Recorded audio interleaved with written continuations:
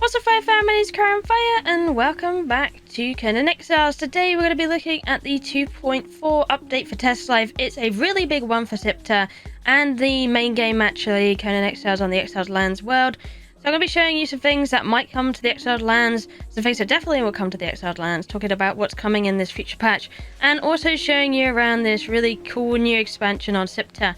So first of all, I'm going to try and cover the things that I think might be coming to the Exiled Land, and then I'll be covering the rest that will probably be more Sipta related. So if you don't want to know about Sipta stuff so much, then there you go. There's something for you guys there. You won't have to skip or anything. So let's get into the meat and bones of this actual video. So some of the new armors. You've already seen me in one of the new armors, which is a light dragon set, the blue. It usually comes in red, but I've dyed it blue because, you know, I like blue.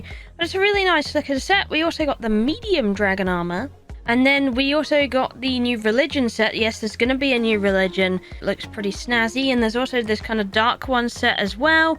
That will be more Sipta, I imagine, unless they add a way to get it in the Exiled Lands. But here we go. Here's another armor type. And then we have the new religion. Let's talk more about this one. Now, this is not for people who have, like, arachnophobia or anything, because they're adding a spider religion in, so... yeah. If you don't like spiders, have a look on the time codes and you can skip past this bit. But pretty much there's new altars, new recipes to learn, and there's a new actual avatar you can use as well, which definitely spices things up a bit. It's a bit of a ranged attacker where you can shoot things. I'll show you more in a minute, but that's the T2 altar right there. And then you have the T3 one, so you got this massive big spider here. Big ugly spider. And then if we look inside of the actual table here, we'll be able to see the recipes it will give for most of the benches. So you got your orbs and your armor and your knives and your gathering tools and your, you know, everything like that. And who wants to see the summoning, right? We got this horrible yucky spiders raining down from the sky as you summon them in. Yuck. It's disgusting. But he's pretty cool. You can do this like shake attack where you shake off all of these eggs, and those can like explode, and then they can also spawn spiders inside of them as well. You also can run along pretty quickly on this one as well, and you can do this bubble attack where you spit in front of you and it does this huge like AoE in the area, just splatters there. So you got that, and then you could just do shaky shaky. I think the shaky shaky will probably be very, very good, because there'll be lots of little mini bombs, I suppose, with lots of spiders, which would be pretty good. We're dealing with the base, I suppose, but the spitty would be good for, like, if you're trying to spit at people on the banisters, I guess, or aim at things far away. It's not so good for in front of you, so you do have that in front kind of attack with the shaky, and then you have the other one. So it doesn't have anything like a slice and dice, it's just shake and spit. So that is what Zath does anyway. He's pretty cool, pretty agile moving as well. So that's that boss right there. And I'll show you a closer look of the eggs as well, exploding. So you can see some of them exploding in the background. And then a spider comes out of each one of them. They could be any of the spider types from what I've seen. So you get the greens, and I think you get the brown and the black. And I think I've seen a blue one in there too. So I imagine you get a nice variety of spooters in there, and the people definitely don't like them. So you can see, yeah, we got spiders flying out of that one, mini spiders, and then a big spider comes out. And then another thing they added is new Rocknoses. So Rocknoses has been a pain in the ass for a while now, because they're just not very good, but there's tons of them, and they're rather tanky, right? Well, they've changed them completely. They've added a bunch of new animations and changed them up a lot. They've also made new types, so you have obsidian, crystal, ice, coal, iron rock noses, what else? There's so many now. Gold rock noses, silver rock noses, brimstone rock noses, and they new models for each and every one of them. And they have new attacks too. You can see, I think it's the crystal one or the ice one. It does this shard attack where it attacks with shards, and they really hurt because they afflict bleed when it comes out. So very dangerous. I don't think the dying animation is quite right on them at the moment, because they do ragdoll into a little pile, which is kind of funny. But as you see, here we go, a closer look at the nice attack with the splinters coming out of it there. So we can farm them now and you get a lot more resources. So actually going for Rocknoses for their resources is actually going to be a lot more worth it. So now let's move on to the map extension. So we have this absolutely huge extension that is about the size of the middle part of the main Scepter map and bigger. It scans across the entire southern region of the Isle of Scepter, so it makes me wonder if they're going to stick anything in the north or the other sides. But for now, they have a massive expansion. They also have this cool new mechanic where you find the statues around the world and you plug them into this place, the pools and the deep ones. And you basically plug in a statue and it allows you to spawn any boss that you found or maybe normal creatures. So you can see I've spawned a spider of Leng here, big purple spider boss, which I can happily farm out in this pool area. So it's a new mechanic, something to do here. It's actually really cool because you've got several things for options here. So far from what I've seen though, it's all Scepter based this is. I don't know if they're going to bring anything to the extra lands that would quite be like this. I think that would be super cool if they did. They could probably stick it in the volcano maybe. I don't know. It would be really cool to have something like this on the extra lands too. Because this is actually a really good mechanic. But I think for now they're probably just testing it out and seeing if it's any good. So if you do want some bosses, you find some statues around the world and you want to farm them out in a kind of safe location where nothing else is going to really bother you but people, then yeah, it's a perfect place to do it. So I suppose more for the PvE aspect of this. So yeah, you can see here I've spawned little waspies here too. So it's not only bosses you could spawn with this mechanic. And then we have the new biomes and new places. So apparently there's over 40 new camps on this extra piece of land, which is amazing. So there's plenty to look at, plenty to explore.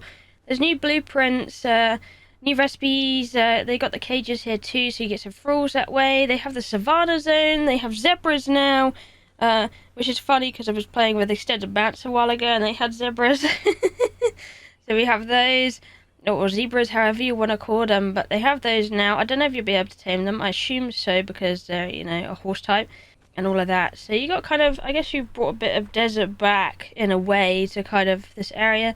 But I like it. It's a really nice looking area actually, without the pains of it being overly deserty, and there's plenty of life in it too. And it's a massive area, and you got a lot of the deep ones in this area too. This is where you're going to find all of these kind of things. There's absolutely loads of these areas with the deep ones. They're a new kind of faction of people. Well, they're not really people, they're kind of like, I don't know, they're like fish undead type of thing. I don't know. They're weird. But their areas are really good because they have a lot of loot in them and lots of things you can find. And there is a recipe as well in here someplace. I'll show that again in another time. They also got hidden things off the coast, which I can show you in a minute because I'm going to go dive off. And I actually found this by accident when I went off here. Big ass cave with a ship in it. And then you have, of course, the sea as well. Absolutely beautiful. But yeah, of course, massive cave, massive boat. Was a bit of a surprise. Lots of hidden bits and bobs you can find here.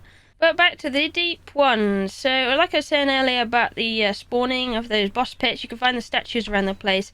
And here's a couple of examples I found. I found one just teetering around in one of the camps. It was rather bizarre. I didn't know what it was at first. I thought it was just a decoration, but it wasn't. So you got these new areas with lots of new things to look at. And then we move into the other zone. So this is called the Ashlands. I don't know if that's inspired by Valheim or just an awful coincidence. I don't know. But it's like a dark, dreary area. And it appears there's a lot of elder life here too. You got the new Rocknose again, walking around in the wild. You can see here, as you can see, the ragdolling is quite hilarious. But you got a lot of new areas where you got all this dark, sceptery looking buildings. So this is one of the coolest areas I found. It's called the Citadel.